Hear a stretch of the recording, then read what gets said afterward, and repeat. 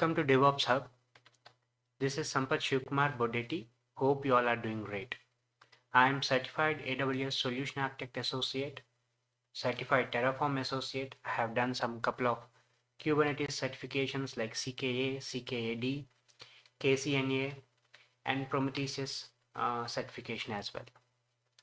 So if you want to reach me out, you can connect with me on LinkedIn.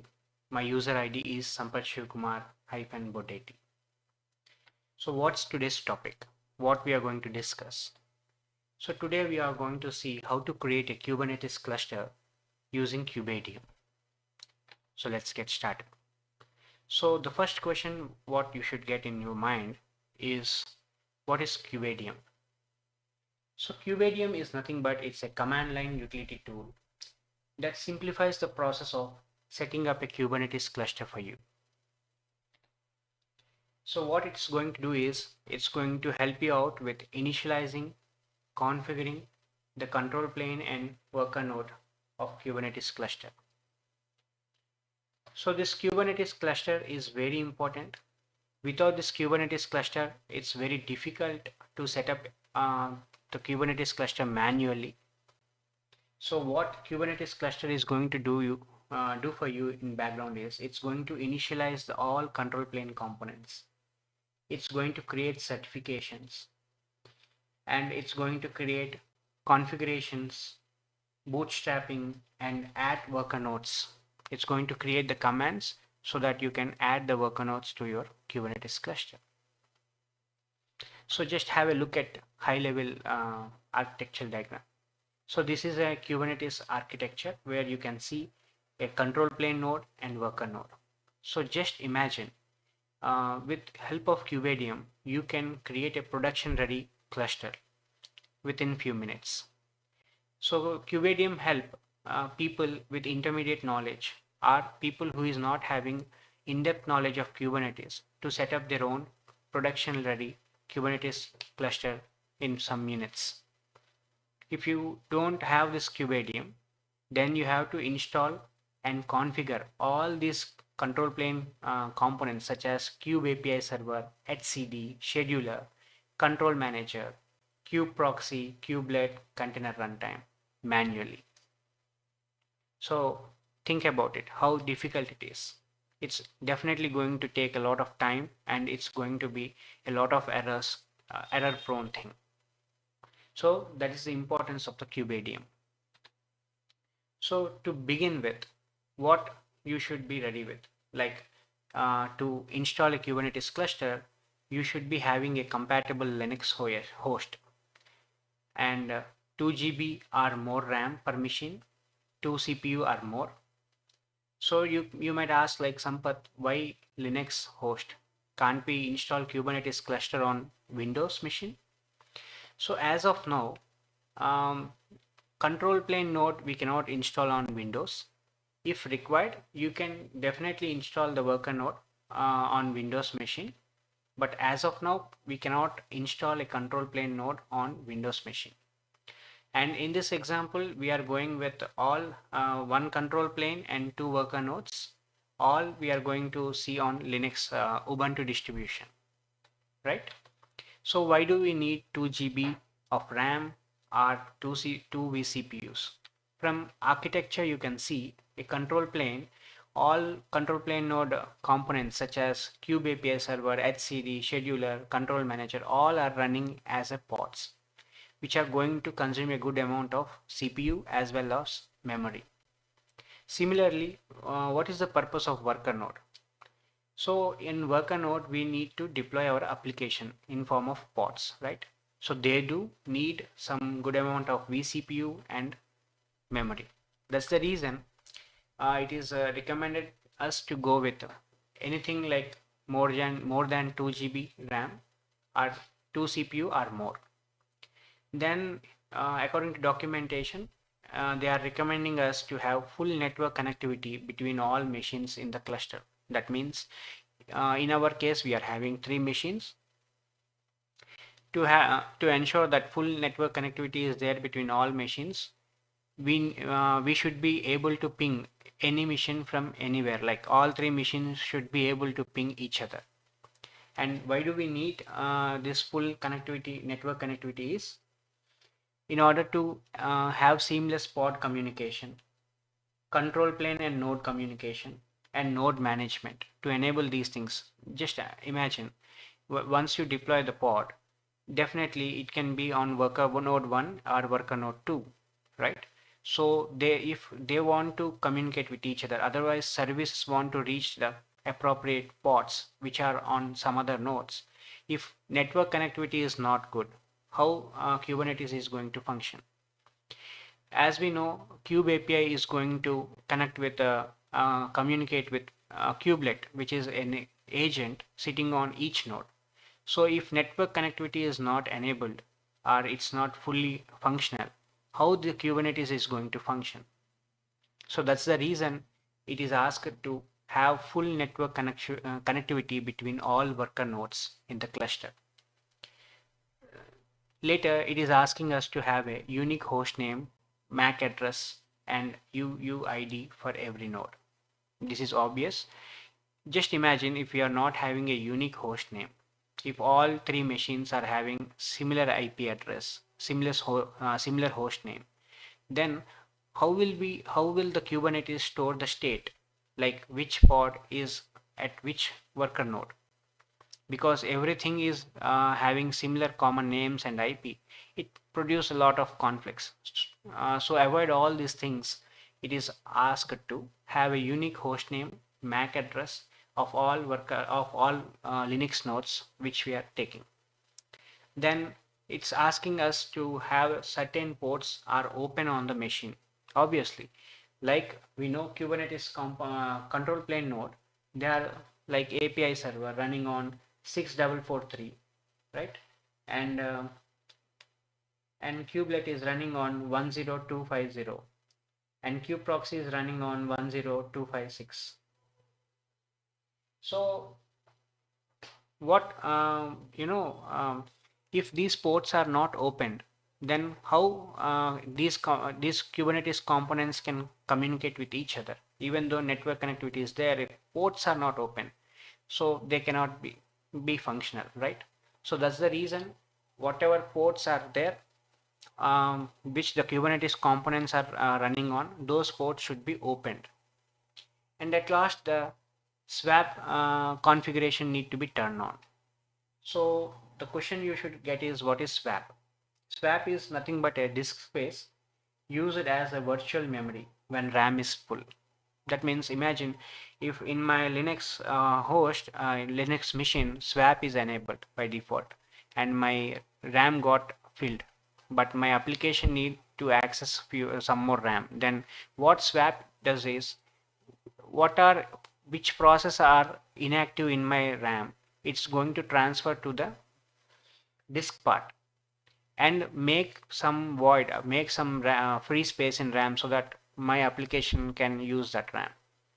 So this feature must be turned off before installing Kubernetes cluster, because if we are going to create a pod, then what will happen? Kube scheduler will see some parameters before scheduling, like which worker node is having how much RAM, how much memory is available.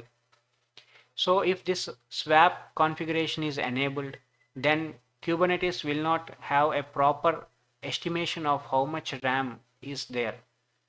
So that this will create some conflicts, right? So in order to avoid all these things, Kubernetes is highly recommending to turn off the swap before installing Kubernetes. So these are a few points you have to make sure before moving ahead.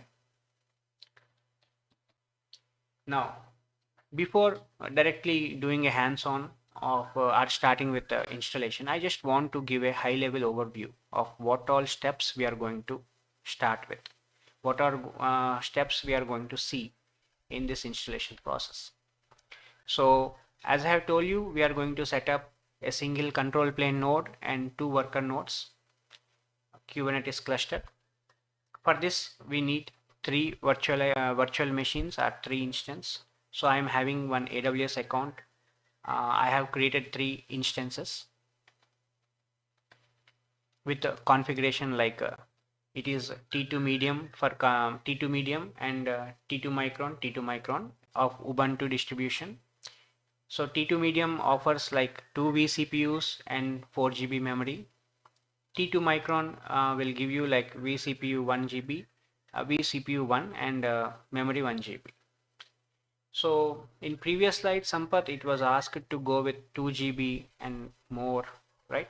Then why you are going with 1 CPU? You can ask me. As this is for test purpose, for cost optimization, I don't want to,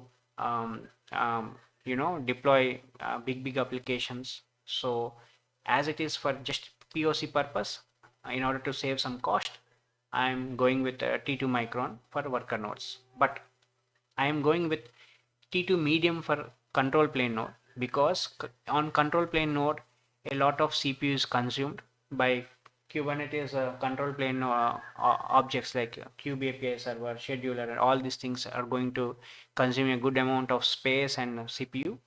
And if we go with vCPU1 like T2 micron, if we going to go with control plane node also, then while at the time of initializing with Kubeadm, it will show some errors of vCPU and memory outage. So in order to avoid that case, I am going with T2 medium for control plane node, and for worker nodes I am going with T2 micron. So after creating instance of this with this specification, the first thing we have to do is labeling. Label the instance accordingly. Then the first thing what we have to do is, after SSHing or having a terminal access to this instance, we have to enable IPv4 forwarding for all three Linux machines. By default, IPv4 forwarding is disabled. We need to enable this thing. If you want to have a seamless pod communication, network routing, and service discovery. Just imagine like what we discussed previously. Kubernetes cluster is a cluster of Linux machines or VMs, anything. So in this cluster of machines, pods can be anywhere and they need to communicate with each other. For those communication to happen seamlessly, it is must to enable IPv4 forwarding. That is the purpose of that. Then we have to disable the swap on all three machines. You know, as we have previously discussed, why we need to disable the swap. Then we have to install a container runtime of on all three machines like control plane, worker node 1, worker node 2. Then we have to configure that container runtime to use systemd Cgroup. So this also need to be executed on all three machines. Once it is done, we have to install Kubeadm, kubelet, and kubectl. Then initializing the control plane node. Initializing the control plane node is the step or command that need to be executed only on control plane, right? Then we have to set up, then it will set up the kubeconfig file. Then we have to install the pod and network add-on. And finally, Kubeadm is going to generate some commands which on console of the control plane node. Then you have to copy and paste on the worker nodes.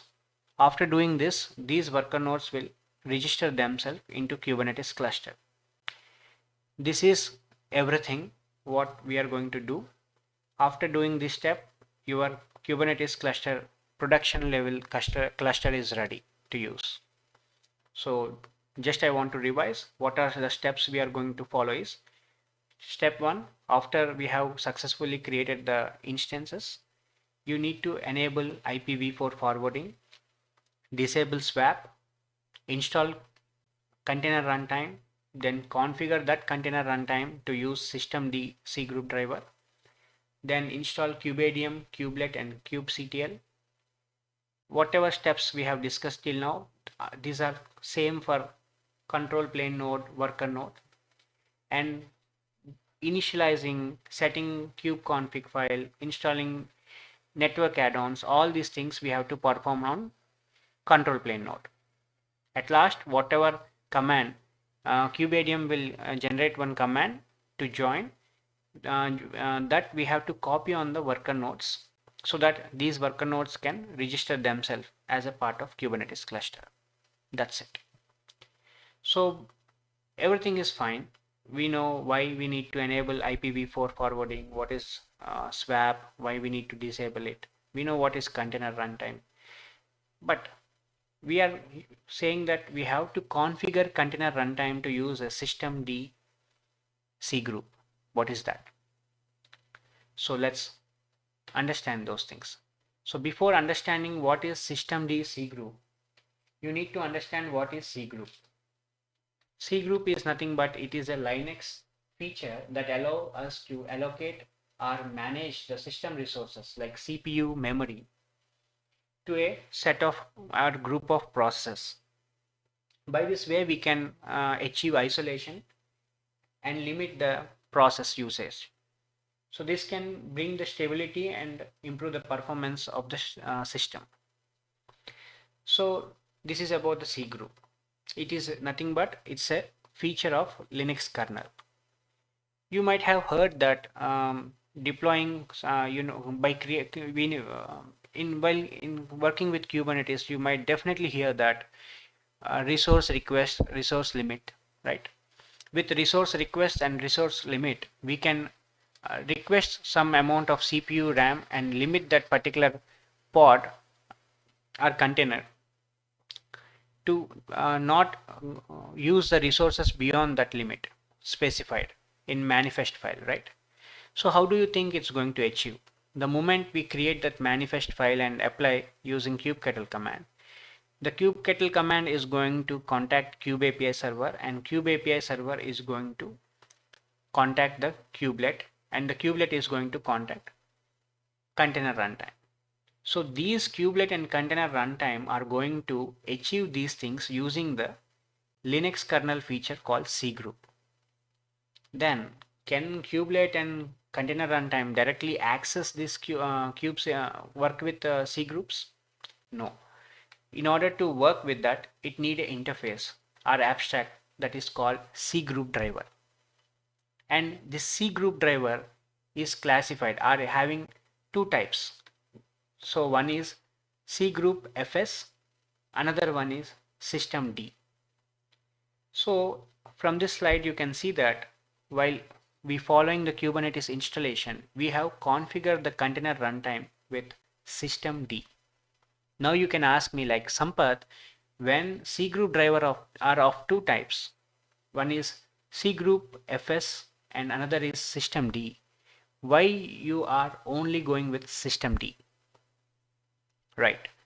We can also configure the kubelet or container runtime with Cgroup FS also. But now I am going with systemd because I am going with Linux distribution Ubuntu, and most of the modern Linux distributions are having a init system as systemd. So according to the documentation, it is clearly stating that we should not recommend to go with Cgroup FS driver when systemd is the init system. So I am definitely going to show you, in our case we are going with Ubuntu. Definitely I am going to show you by running some certain commands. I will prove you that Ubuntu is using systemd as its init system. So I hope everything is clear as of now. Here there is one thumb rule. So as kubelet and container runtime, we are configuring Cgroup.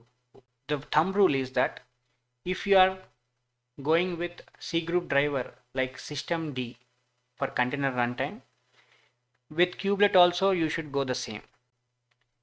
Whatever you are going with kubelet or container runtime, another one should also go with the same. there should not be misconfiguration. They both should be same. Either you go with Cgroup FS, either you go with systemd for both. The reason why we went with systemd as a Cgroup driver is, as per documentation, if the Linux system or the distribution is going with the systemd as a init system, then better to avoid Cgroup FS. So following the documentation, we are going to configure the Kubernetes container runtime with systemd Cgroup driver. Right. Now you can ask me one more doubt, like Sampath, throughout when we are going through the steps of installation, you have told that enable IPv4, right? Disable swap, right? Install container runtime, correct? Configure container runtime with systemd Cgroup, correct? But you did not give a step to configure kubelet to systemd, because you said whatever Cgroup driver the container runtime is using, the same should be configured for kubelet too. Yes, in order to configure, so we have to create a manifest file with a kind of kubelet configurations, and beneath that we have to add one section called Cgroup drivers and give its systemd. But we are not going to do this one. Why? Because from version 1.22, whenever we are going with Kubeadm installation and we don't explicitly specify or configure kubelet, Kubeadm is going to configure systemd for kubelet by default. So that's the only reason why we are not specifically or explicitly configuring kubelet. If required, if you are interested, I have shown you the way you can create a manifest file, include the section. While giving the kubeadm init command, you can pass that file, right? So now with the help of the Cgroup driver, the kubelet and container runtime are able to access the Cgroup functionality. So now that's the reason. So as the version we are going with is version 1.30, which is above 1.22. So by default, even though we don't specify anything, kubelet Cgroup driver is going to configure to systemd. So we are going to configure, that's the only reason in installation steps we are only going to configure container runtime with systemd. Right. I hope everything is clear. So now let's see about container runtime. While in installing container runtime, according to the official documentation, what container runtimes I observe is containerd, cryo, docker, mirantis. So mirantis is nothing but it's like a Docker enterprise container runtime. So initially when Kubernetes got launched, in its initial stage, Kubernetes is only supporting one container runtime, and which comes by default is Docker. So Kubernetes is having one abstract layer, or we can call it Docker stream. It is using Docker stream to communicate with or work with Docker tightly. So they are tightly coupled. So no other in initial days there was we cannot work with Kubernetes with cryo or any other container runtime. But later, as Kubernetes has identified that this Docker is internally using containerd, and in Kubernetes we don't use any Docker command.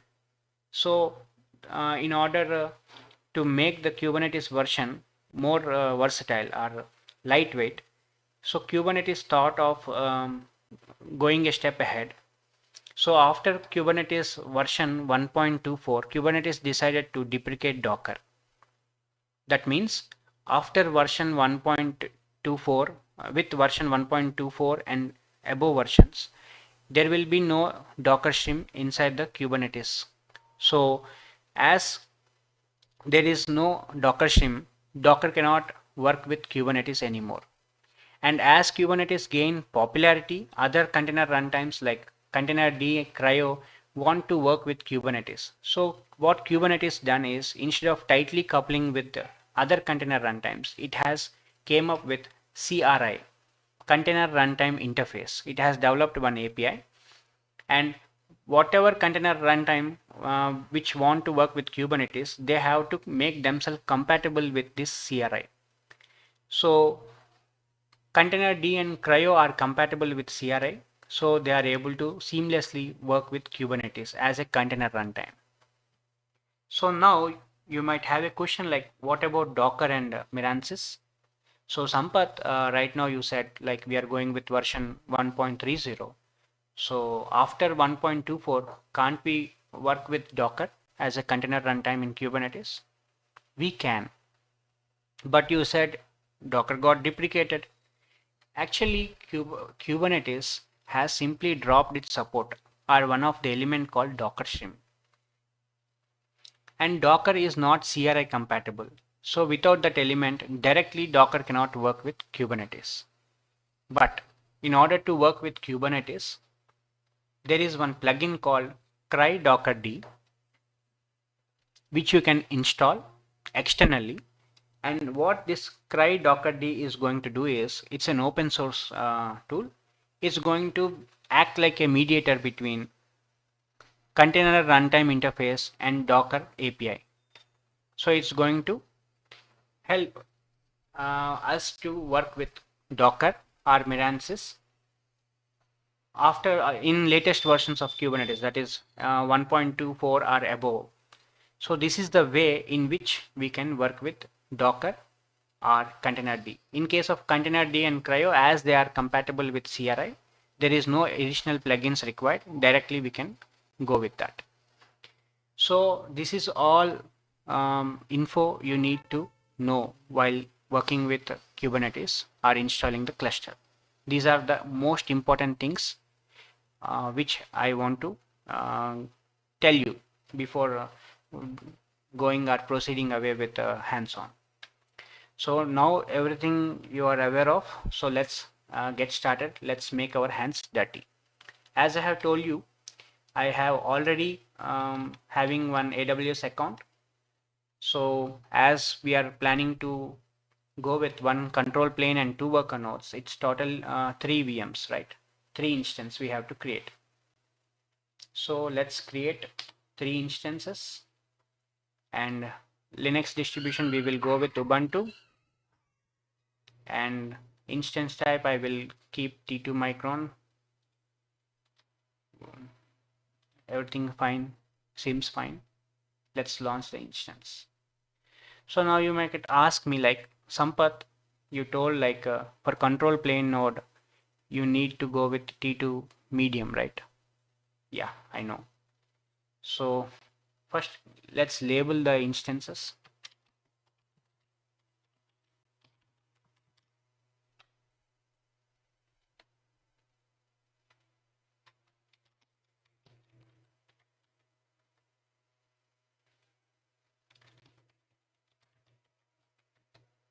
Now what I will do is, I will stop the control plane instance.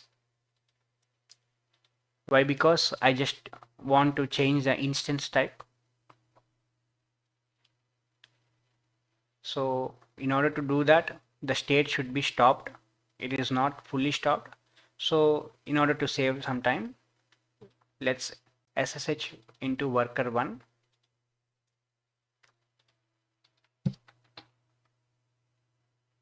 So I want to quickly change the host name.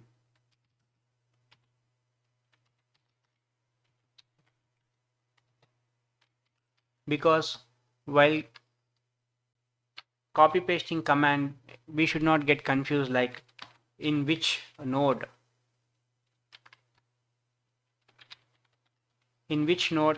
we have executed a command.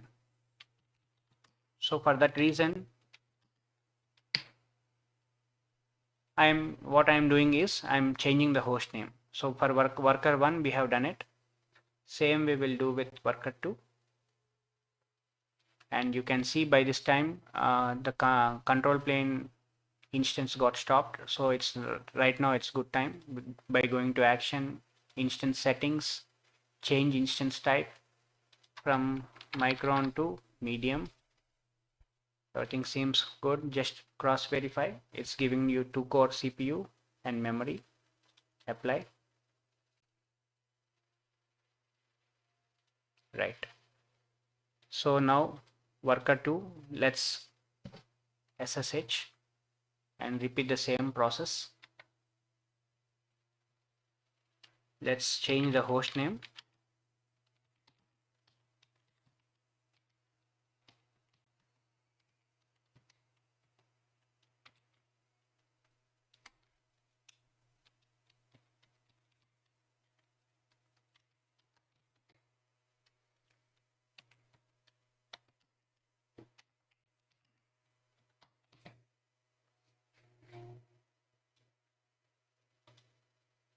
Now let's SSH into control plane.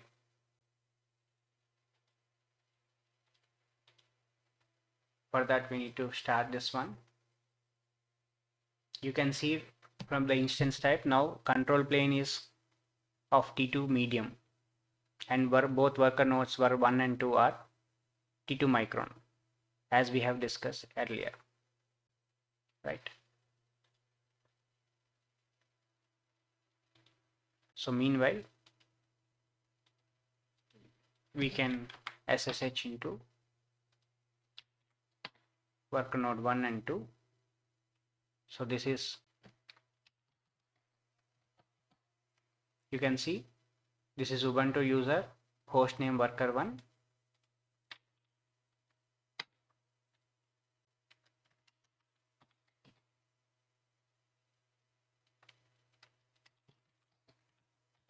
This is Ubuntu user, hostname is worker 2.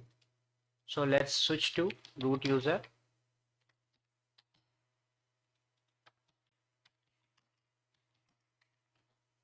Right. So worker 1, root user, worker 2, it is root user. So now let's SSH into control plane. Let's quickly change its host name as well, just like what we have done with worker 1 and worker 2. Sudo vi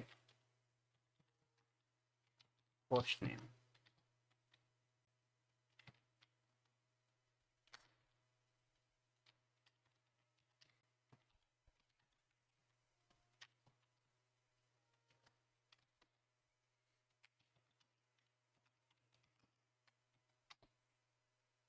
Right. Let's give some time for it to reset.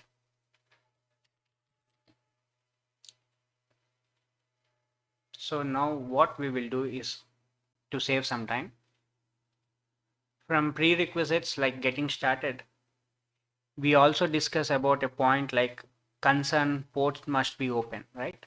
In AWS, we can do those things by editing the security group. It is like firewall for the instance. So you have to edit inbound rules. So instead of specifying those specific port numbers, what I am doing is opening all TCP, but not for everywhere. What I am doing is SG E3D. I am only allowing all ports to the machines which sharing this security group. So this will definitely work and serve our purpose. Right. By this time, control plane should be ready. It should SSH. Yes. Let's switch to root user. So now we are ready with 3 nodes, 1 control plane, 1 worker node 2, right? So now whatever commands we have to execute, common commands, we have to execute on all 3 servers. So instead of copying, pasting individually, There is one feature in Kubeadm that is multi-execute. I'm just enabling it. So what happened is whatever we paste or whatever we write, is going to apply on all three instance, all three servers at a time. So now let's navigate to Kubernetes official documentation. Here just type install Kubeadm, enter, go with the first link.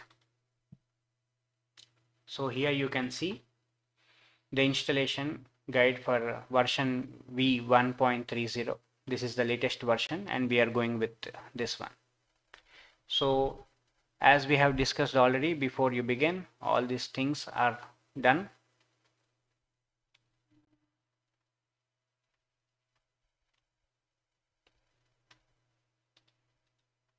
So here just open container runtime, just come down. So what the first step we have discussed is enabling IPv4 packet forwarding, right? Just to do that, simply copy these commands and do multi-pasting. It is going to apply in all three servers. You don't need to worry about that. Just enter here. Next, we have to verify. Done. So first step, forwarding IPv4 is done. What is the next step? Is to turn off swap. Command to turn off swap is sudo swap off -a.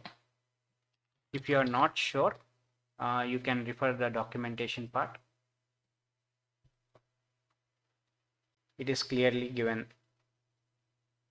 here. Sudo swap off -a. It is disabling swap temporarily.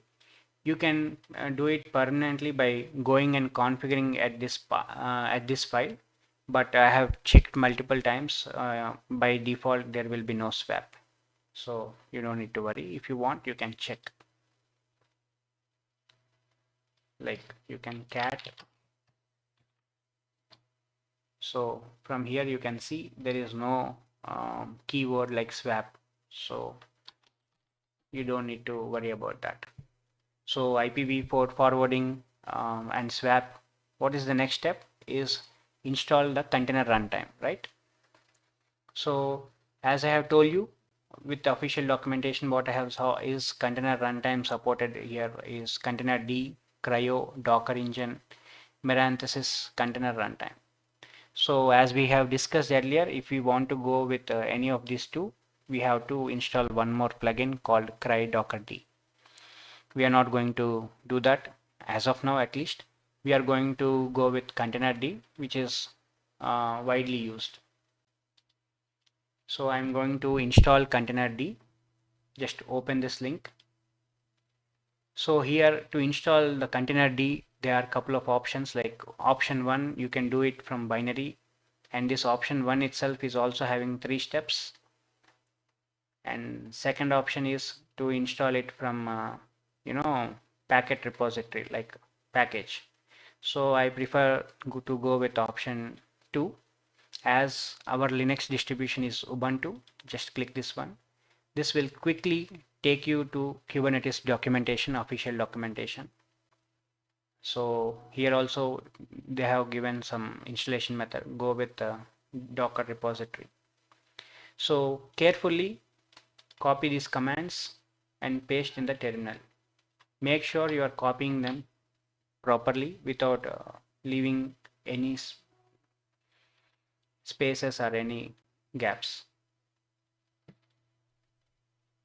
So while discussing the concept, I already told you that Docker itself is not a container runtime. It is internally using, containerd as a container runtime. So I will show you why I have told you like that, and I will prove you that.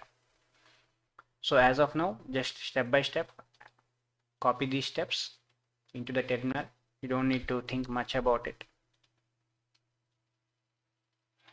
Only thing you need to take care is copy completely and also keep an eye on the terminal whether it is throwing some errors or warnings. If you don't um, focus on the terminal, if any error occur, then further steps will be of no use.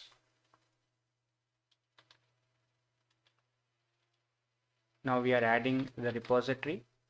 This is not error, don't worry, even though it's in red color.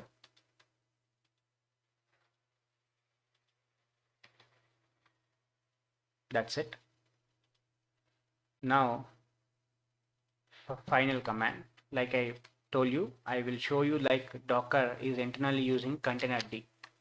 So see this command sudo apt get install docker celi and containerd.io. So we don't need Docker plugins, Docker compose. All we are interested is in Docker is container runtime containerd. So only that we will keep, and rest of that we will delete. So I hope you understood by now. Docker itself is not a complete container runtime. It internally using one container runtime, that is containerd. So that is the one of the reason why Kubernetes also thought of dropping it, because unnecessarily they need to give support for Docker stream, and in Kubernetes also we don't use any Docker commands, right? So directly with containerd they can go with. So now we have installed. So after installing containerd, what is next step? We have to configure Cgroup to that, right? So let's copy this command. What this command is going to do is, it is going to load the default containerd configurations at cd containerd in config.toml file. So let me show you. Vi, copy this file. Let's see what it has generated. So these are all things which it has generated. So just scroll down, come down.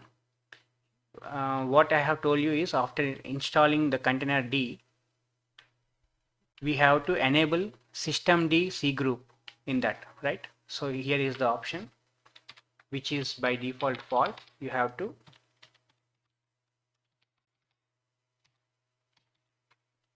make it true and save it. You can ask me, Sampath, how do you know that? There in documentation clearly they have mentioned, like, see, in order to configure systemd cgroup driver in this file, just observe the plugins section. Under this plugin, just make it systemd cgroup to true. The same we have done right now. So after doing changes, we need to restart the containerd, because whatever configuration we have done changes, in order to get reflected, we need to restart the container.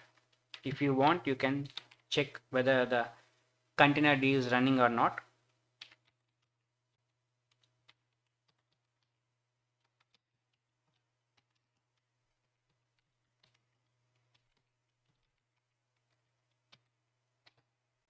It is running, so everything is fine. So we have enabled IPv4 forwarding, we have disabled swap, we have installed containerd, container runtime. In our case, it's containerd. Then configure the container runtime to use cgroup driver of systemd. Then what we have to do is install Kubeadm, kubelet, those things we have to do it.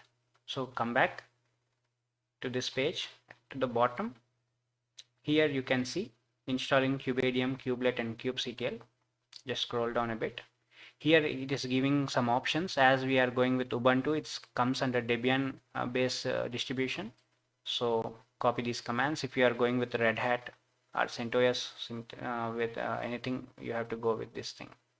So select Debian distribution, copy these commands.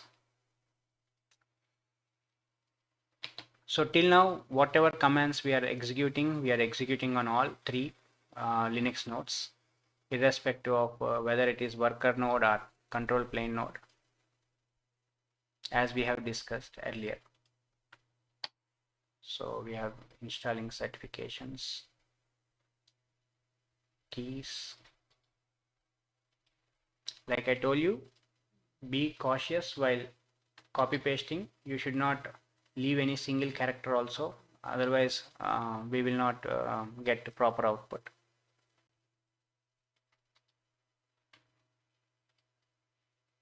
And also keep an eye on the console. If it is throwing any error or warning, it's done.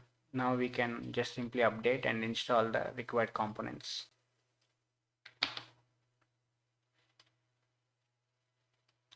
So by this command, you should understand one thing. What is that?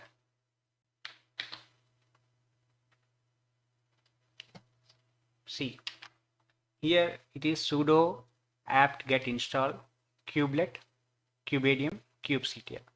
Out of all control plane nodes or Kubernetes plane nodes, Kubeadm will not install kubelet. So that explicitly we are mentioning here. All Kubernetes components like API server, kube proxy, manager, everything, etcd, all these things Kubeadm is going to install for you and configure for you. But kubelet is one thing which it is not touching this part. So look at this thing. And kubectl is command line utility tool to interact with Kubernetes cluster. You are well aware of that. So right. So what is last command we have given? Okay. Now after installing these things, we are just putting a hold mark on that, so that these things will not get upgraded without our notification. So we are putting one hold on this thing. So now IPv4 forwarding is done, swap is disabled, containerd is installed. We have configured containerd to use systemd Cgroup driver, installed kubelet, Kubeadm and all. We are done. So now what is left is we have to initialize the cluster, right? That too in Kubernetes control plane. So see here, creating a cluster with Kubeadm. Just click this one, scroll down. So you will be seeing a Kubeadm init command. So be careful. You should execute this command in only command control plane node. So I am executing this multi execute. So cross check, double cross check. We are in control plane node only. So Kubeadm command. Once we give Kubeadm init command, it's going to initialize all Kubernetes control plane components like kube API, etcd, right, kube scheduler, etc. It's going to install all required certifications, everything it's going to do in background. So along with this, we need to pass some couple of arguments like hyphen API server advertise address. So why we do this is we need to specify the control plane IP. So I'm going to go with private IP because public IP will change when we turn off on and off these instances, but private IP will be static. So I'm going with this. Then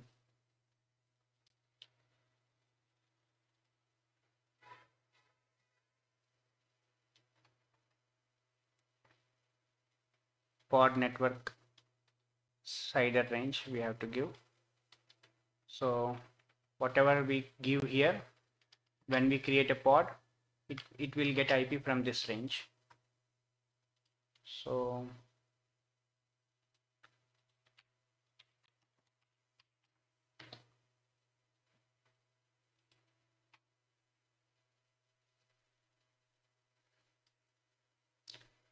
these are the add-on networking add-ons available for us: Calico, and all, panel, vnet. I don't remember anything. I just go with the flow. So I'm configuring this 10.244.0.0/16. So any pod you create will be assigned an IP from this range only, CIDR range only. Next, this is optional, but I like to go with this one.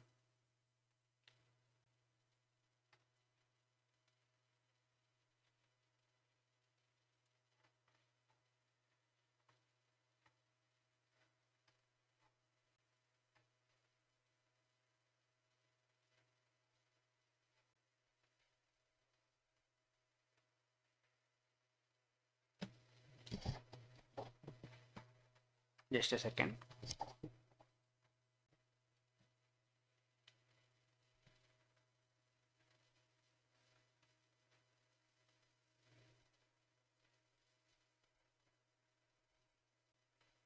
Yeah, here hyphen cry socket. This is optional. Kubernetes Kubeadm will itself detect the based on the sockets based on the container runtime we have installed, but I like to mention this one. So what is the container runtime we have installed? It is Docker. Sorry, it's not Docker, it's containerd. So containerd, when we are going with containerd runtime, the Unix domain socket is this one. So just specifying this one. That's it. If I press enter, now Kubeadm is going to do all required things, actions in background, and within few minutes our production ready Kubernetes cluster is ready, right? So make sure before typing enter everything is right. Kubeadm init, we have give API server advertise IP address of control plane only. So everything seems fine for me. I'm going right, enter.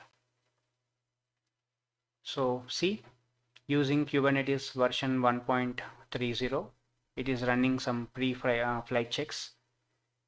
It's pulling the image required for setting the Kubernetes cluster. It's saying like it's going to take a minute or two depending upon our internet speed. So it's pulling the images of Kubernetes.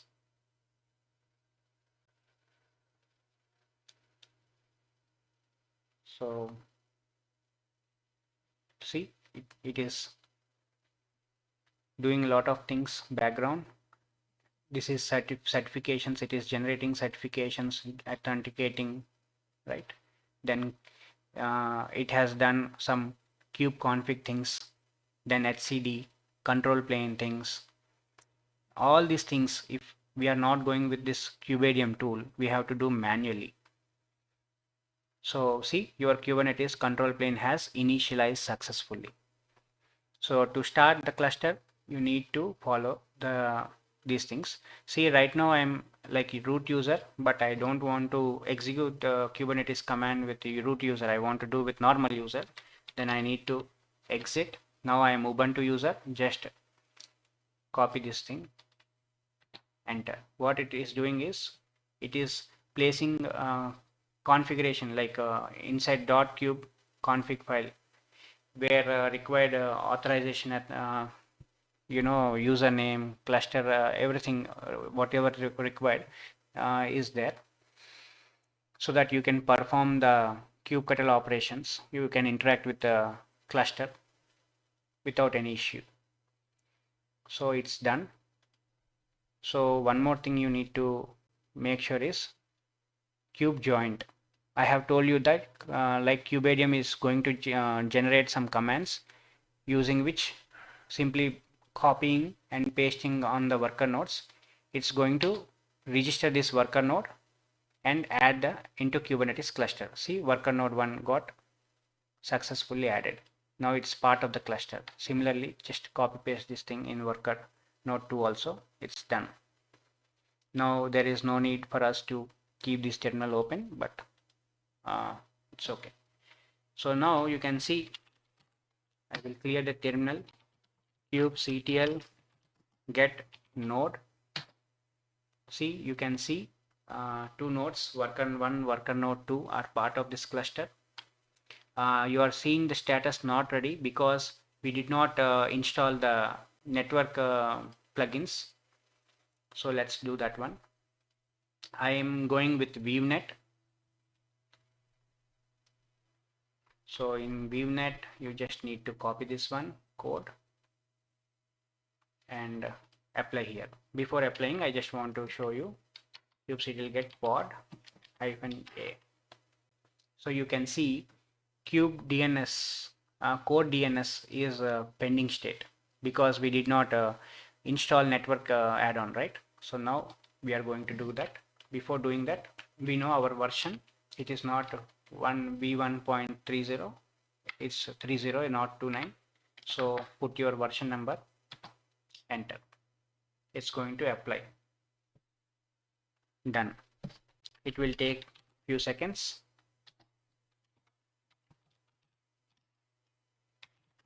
Get pod -a. From all namespaces, it's going to list out. So initially, things will, take some time for them to get stabilized. Some restarting of the pod will also happen, and ultimately they will get stable. Done. Now if you see the status like kubectl get nodes, all nodes will be ready state. So we are done. Congratulations. We have done successfully install the Kubernetes production level cluster using Kubeadm command. That's it. So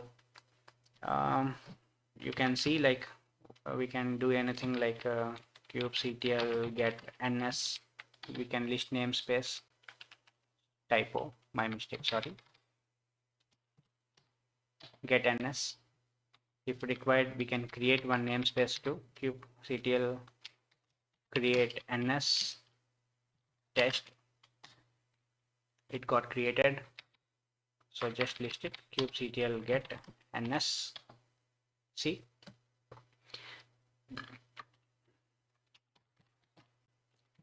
kubectl get nodes, get pods,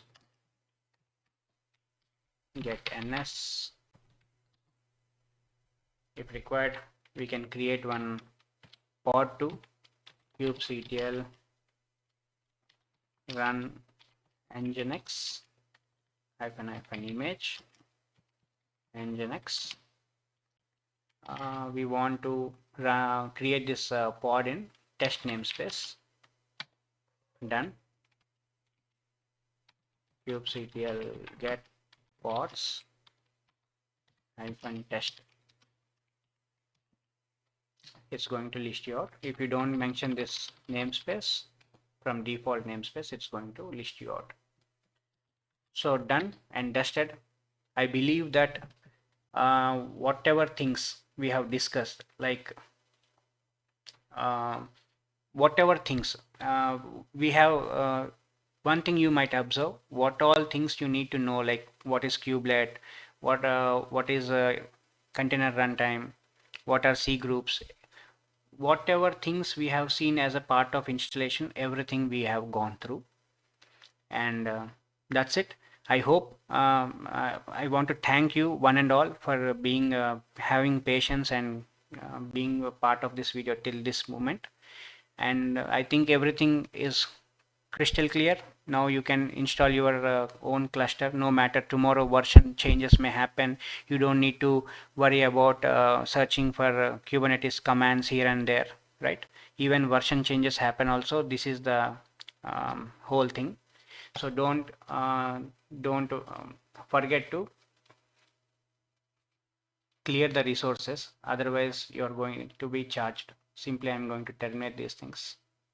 That's it. Done and dusted.